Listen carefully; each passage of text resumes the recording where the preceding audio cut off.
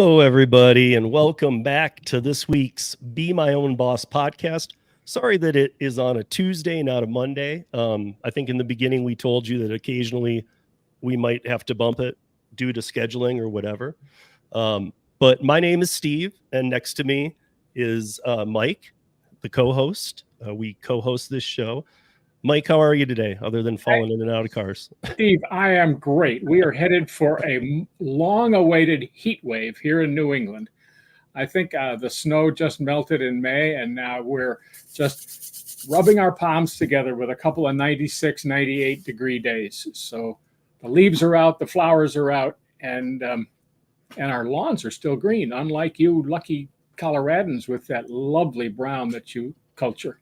You know, honestly, it's really green here right now. It's been raining a lot. And because of your wife, that in Colorado in the summer, like I was trying to explain this to people, they really don't get it. That we'll get like a pocket or two of rain for like 20 minutes. Right. It'll be sunny. It rains extremely hard, sometimes even hails.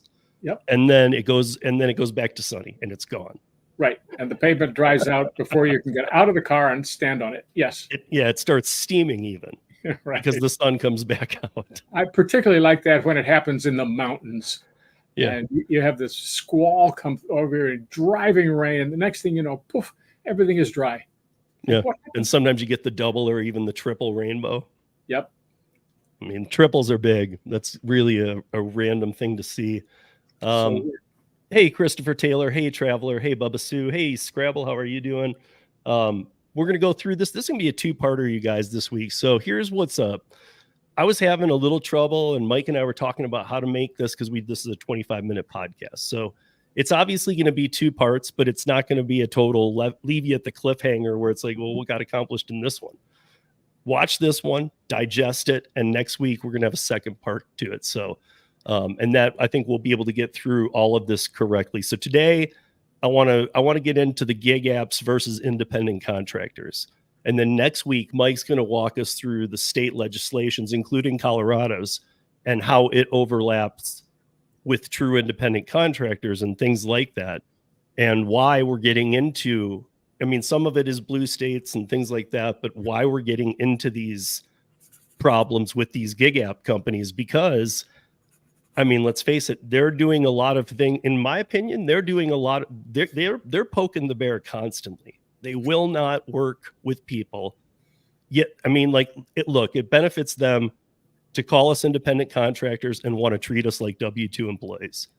But they can't have it both ways. And they've known this for a long time. And now here comes around all these horrible changes. And they've got playbooks and other things going on. And they know how to attack states now and whatnot. And I feel like sooner or later, this is going to lead to some serious problems. Hopefully they're ones that the companies can come to some adjustment with, because we know a W-2 model with any of these companies, any of them, is 180 degrees of what they developed. So they literally would be going, throw out everything we know about our business. Let's just do it as a W-2. And it wouldn't work. It would not work. So it has to be independent contractorship, yet they're not working on to really help that part of it at all. So I want to run through my history real quick. I know some of you know it, but I'll do it real quick, you guys. I put it down because I want you guys to understand that in 1997, I took a W-2 job with a laser company for 2 years, traveled the world, and I was paid very well, but not for the amount of hours I was working. It was a salary position. We all know salary positions can often lead to a lot of work, but in this case, it was the only way to get into this production field and get the training I needed, everything I needed. So since then, I've been able to contract for this company and other production companies. And, I get paid very well when I do these contract gigs with them. But so 1997, I started. And by 1999, I was fully certified in all lasers. Once you've done that, everything else in production becomes pretty easy. I've done lighting, I've done sound, I've done pyrotechnics and staging. In 2012, things changed a bit. That's when my role as a co-parent changed from being a co-parent to being a single parent of my son. That change made it so that doing laser work and production work was a lot more difficult for me because I couldn't be gone for long periods of time. Because I'm an independent contractor and my boss over at the laser company, or the guy who runs the show over there, was very cool. He was letting me digitize graphics at home, and he sent me some equipment to work with. That's been a game changer, and that's been awesome. I also started working with a company out of Boulder called the Penny Machine Company. It's one of those stick $1 in or whatever in a penny. You crank it, you pick the image you want at a zoo, or I mean, like, we've got all the zoos in the country. We've got like Disney and all these places. You can crank it, and it flattens the penny and puts an image on it. So I became a tech. I was building and repairing machines, fixing the engravers because I was the only one that knew how to work with them. And I was doing trade shows and sales. I was also doing all of this independent contracting work for production work. I also put myself on a substitute list for bartenders at 2 different bars. So, I mean, that I could always pass on, but that was something that often a bartender can't fill a gig. So if I was home and around, I could do that. So laser gigs made me a great amount of money. I mean, when I was full-time, but now not being allowed to do this, I'm having to pull in all of my resources and do all kinds of things, which is what independent contractors do. In 2015, Rideshare, Lyft, and Uber came to Denver. I added them to the list of my independent contractor gigs. At that time, a rideshare driver made 80% of the total. The rideshare companies made 20%. Now, I think we'd all be a huge fan of this, a fixed rate that they take, because it just makes a lot more sense. They're nothing more than a simple dispatch company, so why are they taking anything more than 20%? Especially if they want to call us independent contractors. They want to remodel the whole company, that's different. So in March of 2017, I started UberLiftDrivers.com. In May of 2020, I started, a month after the pandemic started, I started Rideshare Rodeo podcast and began working with Autonomy.jobs. October 2020, Autonomy.jobs turned into Para, and I was David, myself, and 2 others were the 4 people making up Para for about the first year. We were showing tip transparency. You guys know that. We had 2 cease and desist from DoorDash. We had to hire attorneys. And now Para had 25 people working for it.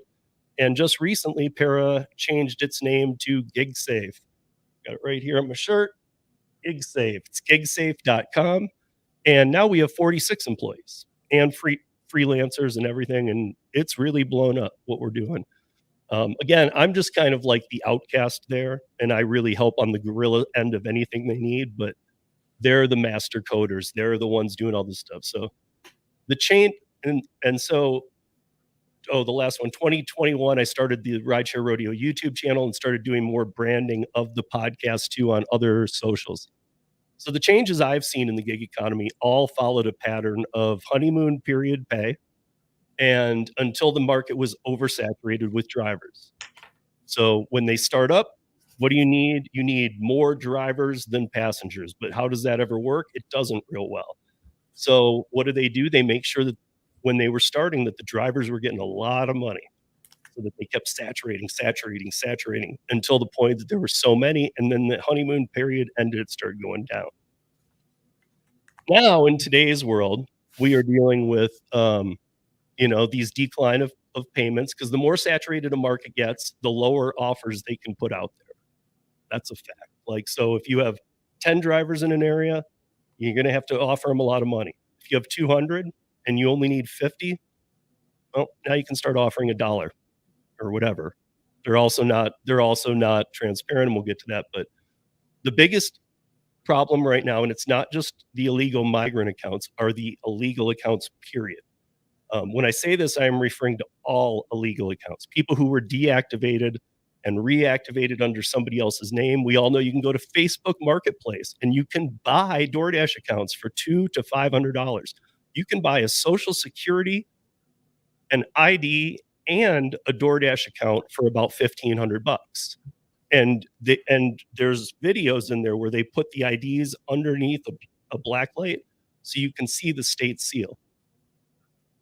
I mean, this is getting really bad, you guys. This is Facebook doing nothing about it either. They know this is happening. So from deactivated driver accounts to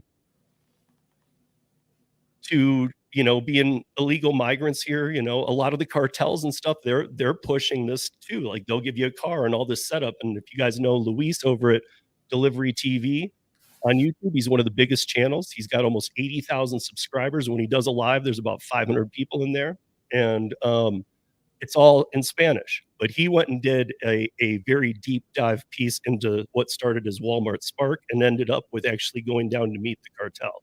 Something very sketchy and scary. But he did it, and he learned a lot, and he shared it with everybody. So these accounts have become way too common and are seen in almost every market now. The illegal accounts have allowed platforms such as DoorDash to put out the lowest offers we have ever seen. And again, the more drivers in a market, the lower the offers, and the drivers with illegal accounts don't pay taxes. So the primary problems that I see are wrongful deactivations without giving cause. So we know Marco, Mike, you know him too, that Right. had sent us a video. He was deactivated from DoorDash on a day. First of all, he's one of the people that has one of the most completed dashes I've ever known. He has 22,000 plus DoorDashes complete. And he got deactivated on a day he didn't even turn the app on. They said, you were deactivated on Sunday. And he said, I didn't even turn the app on Sunday. And they don't give any cause after that. They're just like, sorry. So he went through the process of fighting it for about a month. Nothing happened. About a month after that, he got reactivated out of nowhere. So transparency. We don't see all the details we need when we accept these offers. Allowing illegal accounts creates offers that so these people buying Facebook accounts, they're not paying the taxes on these. We saw this around tax time. We saw people going, what are you talking about? I've never worked for DoorDash in my life. And they were getting tax information about what they had earned on DoorDash because their account had been stolen or their ID had been stolen or whatever. So there's a couple of different ways these happen, but people were going, I didn't do this. Well, where's that going to go to? All the rest of the taxpayers. So I do not want to see employee status on any of these apps because for two reasons primarily. Number one, it won't work. It'll fail. They'll be out of business. Number two, we don't want that.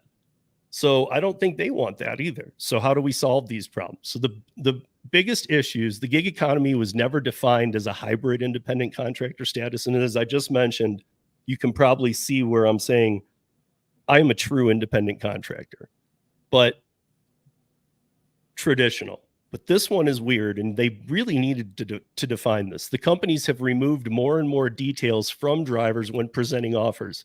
So we get an offer and it says, hey, you're going to make at least $5 on this, but it might be a lot more. What do you mean? That's not transparent. You need to show me pickup, drop off, miles, and how much I'm being paid in full. And you can't hide the tips and do all this other stuff. The use of AR, acceptance rate. I was talking to Mike before we went live on this. I don't know a single business in the world that works with independent contractors that uses an acceptance rate. It's unheard of. It shouldn't even be happening. And I have a feeling that a lot of the deactivations are algorithmic deactivations that that's why they do not include the reason for the deactivation. And that becomes another big problem too, because down the line, won't it be that they'll be saying, well, I'm not really sure why that person got deactivated. That was the algorithm that did it. They'll be actually able to point to the algorithm and go, I don't know. So remove the acceptance rate and make offers be fully transparent to drivers. That's what I've pushed all along. I think that's what we need. Mike's Be My Own Boss legislation solves all these problems in one easy swoop. Just gone. And it would require that the companies start getting on board too, because Mike has suggested we talk to them. We know they don't want to talk to us, especially those of us educated and who have knowledge on this. So next week we'll get into some of that. But from that alone, what is your take on the current status of us drivers, Mike? I'd say it's under a lot of pressure from a lot of directions, Steve. everything I see the influx of drivers. I see a lot of people who have been successful in the past with driving. We've profiled people when they sent in their videos, and these are people who've been driving for 10 or 15 years, different ways, different platforms. They use a lot of different gig apps in order to accomplish this, and they do all play the game of where should I put my time, and that's what, as independent business people, that's what they should be doing. I see the apps as under a lot of pressure from I sense it from investors. Most of the complaints that I hear, which are generally seem to have been borne out, are not what a one person owned or a small group of owners would do if they were working in the business. They wouldn't treat people like that because they don't have any kind of clout to misbehave. They want to work in partnership with suppliers like gig workers, and they want a long, trusting relationship because it works both ways. If they didn't have those drivers, they're out of business that day. Mm-hmm. I see regulators eager to expand their turf into all of these. The regulators know nothing about independent work and the entrepreneurial mindset and the desire to make better of yourselves. They just see their tiny little narrow ladder. And so they say, wow, we can regulate there must be millions of independent drivers. We can regulate them. So they look to their allies. The allies want action, and the allies typically spend money on campaigns and candidates. So they have been not getting quite what they wanted. So there's pressure, from that direction. The customers are basically happy with it, and what they're most upset about is when they can't get the ride, or the ride service has been made illegal or threatened to be illegal. So everybody's pretty unhappy, except a lot of people are doing better than they used to. So they all keep coming back. And I would say the situation is very, very dynamic. So when we get legislation, I was trying to think of this in an easiest way. I always think of it as, look, if Uber goes public on the Dow and Lyft goes public on the NASDAQ like they did, obviously they're conducting legal business because they look into them, they look through all of what they were pre-venture and all this. So, okay, so they're legal businesses. I see it as, look, for years, it hasn't been defined, and there's been no legislation up until like a couple of years ago. I mean, AB 5 and Prop 22 happened, but that was that was an interesting time. But a couple of years ago, we started seeing other states go, like we were talking about. And so now I feel like legislation comes when I feel like it's like two kids playing together. When they can't play nicely together, they're just like, okay, we're going to legislate this. Right. Am I right, or do you see it as there's a lot of good legislation that all the time happens because we need? No, we've been tracking what we call the blue state rollout, which is a increasingly aggressive and diverse set of rules to govern the gig economy or the use of apps, especially drivers. And there's a political reason for that for a later time. The states are all, I believe, are deliberately and by plan taking different approaches to make it as confusing as possible for the large companies. Both buyer companies and the platforms themselves. So we have been keeping up to date on the different states, and it is a sorry look, as well as we now have a brand new, completely, I would say, outlaw regulatory regime in Washington at the DOL. That's a nonsense rule is being put into effect that will harm everybody except the people who have promoted it through the DOL. So very difficult situation for for the whole industry, because regulation has so much power to change incentives and to move people elsewhere and to exclude individuals and companies. Yeah, I mean, I was thinking I had that on my hit list here too, was the DOL situation, because a lot of people I think saw that date come and go and they're like, see, nothing happened. And I think you and I both know, well, it wasn't going to happen like that. Right. I mean, we knew that beforehand. I kept saying that too. Like, don't expect it on that date. Like, the world's going to fall apart and you're going to see all this. It's more like putting something in place that now they can say it's been in place for 5 months. Yeah, where have you been? Actually, that there is a reason for the August 11th date. People have quizzed me on that. The after August 11th, the DOL regulation will not be subject to, I mean, subordinated to, the possible Congressional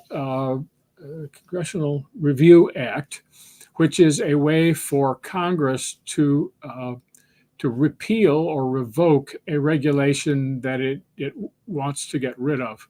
A regulation is different than a law. It's just as binding, but it is a lower form of legal pressure.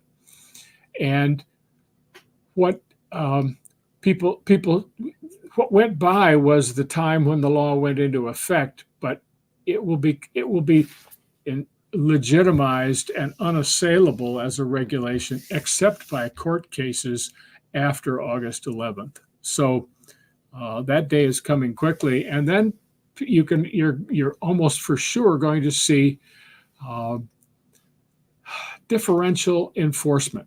People enforcing against their enemies and for their friends. We've seen a lot of that. Selective enforcement is what it's actually called. And that is the worst. Everybody hates that because nobody knows what's going on and nobody knows if they're a favorite or not. Mm-hmm. So we're entering dangerous, murky waters, and the buyers have to pull back because they're big companies, or they're even small companies, and they can't take the risk of huge damages and penalties and loss of registrations and their own set of government permissions. So it's very volatile, and the last thing anyone should do is say, well, that storm passed, everything's fine now. Yeah, I mean, this is gonna, I mean, if anything, if nothing else, it's gonna allow at least the states to saddle up to this stuff and then have the backing of this ridiculousness, you know, like almost like, yeah, well, I mean, the federal says it too, so we're gonna kind of saddle up with that. I can say this is pretty crazy. We are the only country that Uber operates in. I'm gonna use Uber because they're worldwide. So we're the only country that Uber operates in where very soon here, every state is going to have a different set of rules on how it works. Yep. That's on purpose, Steve, to confuse everybody. I mean, to me, that's just horrible, though. Like, make them beg for regulation. That's normal. That's a backdoor. Yeah, it just seems wild to me. Like, we're already starting it. You know, Seattle's got their thing. New York's got their thing. You know, New Jersey and Florida are doing a thing where they're not going to impose dollar amounts, but they're doing the menu costs have to be what it costs in the restaurant, not the inflated prices that allow the restaurants to then not have to pay. So now they'll have to pay because they're going to have to use their restaurant. It just seems like every time you have a solution, there's a backhand to it. And so, and even here in Colorado next week, I mean, Mike's going to break some of this down with us, and I'm going to send him some of the other states. We won't tackle on the others too big, but we should talk about the Florida one because Florida is very to the right. You know, I'm wearing a purple shirt. People say Colorado's purple. I would question that. I would say, I think it's actually become blue. You know, I mean, to me, and if you're thinking, you know, where do I stand? I really don't put my politics out there often, but I don't like things going way too far the wrong way, ever, like in either way, to be honest. I like down the middle a lot. And I do think they're messing with the term independent contractor way too much. Yes. And I think not defining that in 2009 when Travis Kalanick started Uber, or 2010 or 2011 or 2013 when they started moving it around the country. I think that was a big fail, and it just shocks me why they never did that. Why they never said, hey, listen, we got to look at this, because are you independent contractors or what's going on? And I think that then it could have been something addressed. But it seems like I'm just wondering how many people are going to get behind the fact that, I mean, because let's face it, we've said this before, the people who show up to the cities to complain about what's going on are usually people who want a union and want to be a W-2 employee. I actually question those people too and wonder if they actually want to be a W-2 employee of these companies, because there's jobs out there that if this became a W-2 gig, I would never do this. Right. I would never do this. If the flexibility's gone, I got to use my own car. Like what's going on? Like, no way. So, I mean, everything goes out the window. Nobody's going to do it. It'll be like a taxi company, basically. Right. Which you'll remember, Mike, they used to call themselves tech companies. And now they've all backed away from that because they know they're nothing more than simple dispatch companies. That's all they are. In fact, they're even advanced. They're not even dispatch companies with employees. They have employees, but they're dispatch algorithms. Right. Which is even scarier, because how do you audit an algorithm? I did a piece on that a while back. You know, how do you look into an algorithm and make sure that they're even following any rules? The height of tedium. You have to read code. Right. But I'm saying that I don't trust these companies to, almost like back in the day of like, hey, you got 2 sets of books. So it's like, you know, like, does this algorithm really represent what's going on? But we do keep this to 25 minutes. That's what I wanted to get out there this week, because I think that's why we said we need to break it into 2 parts. Next week, we're going to tear into the states and what they've got going on. And Mike can be a big help to us here. So if you guys thought, Steve, shut up, let Mike talk, he will be talking a lot more next week than me. But thank you all for joining. Also, I put some things in there. Let's see the final results here. I do want to say this. So we've had 18 votes on what is your biggest issue with the gig apps. 61% say transparency, 22% say acceptance rate, 17% say oversaturation, and 0% said base pay and tipping. So 0 went to the money one. Not one person went to the money. Not one. How many respondents was that, Steve? 18 votes. 18. And nobody chooses the last one. No one chooses base pay tipping. That tells me there's a huge problem with the other 3. It's the operations, not the financial arrangements at the moment. Right. We're all willing to go out there and hustle and earn our tips. Yep. I mean, that's what you have to do. Sometimes you won't get a tipper. Sometimes you do. You just got to keep hustling through. But for nobody to put base pay tipping, meaning the money part of this, is worrisome to me. And we can address all of this next week, you guys. So do not miss next week. It will be the part 2 of 2 to this, and we'll get through the states. And Mike's the one to help us with that. But I think, and we'll also talk more about the Be My Own Boss, because it is a simple solution. I mean, Be My Own Boss it's shorter than a tax form.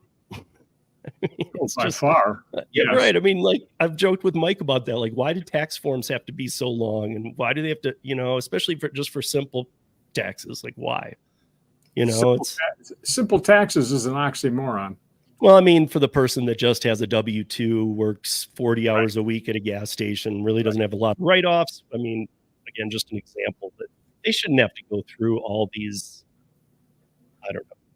I mean, I understand there's ways that we do things, but I do think that I do think that this is a big problem. I think Be My Own Boss is a very simple solution and should work, and it should work in everybody's minds. This is why 2 years ago, Mike and I connected and started putting these together. It's been 2 years now we've been doing these. So thank you, everybody, for joining. Make sure to join us back here next week. You won't want to miss the conclusion of this. Thank you, everybody. Yep. Be safe, earn smart, and we'll see you back here next week.